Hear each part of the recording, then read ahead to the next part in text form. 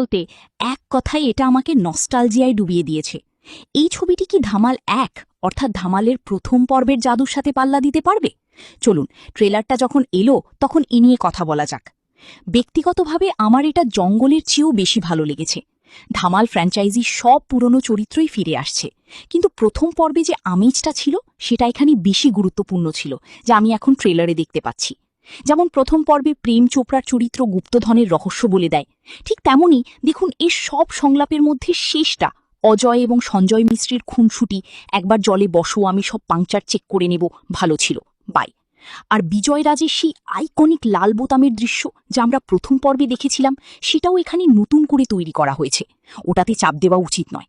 ভাই, আমি কথাটা বলা মাত্রই বিজয় রাজের সেই নির্বিকার মুখটা আমার সামনে ভেসে উঠল, যেন বিপজ্জনক পরিস্থিতির সংলাপটাও সোনালি স্মৃতির মতো গেঁথে গেছে। বন্ধু, দিলদেবগণের এই ছবিতেও মানুষ কিছুটা রূপকের আশ্রয় নিয়েছে, যা বেশ ভালো।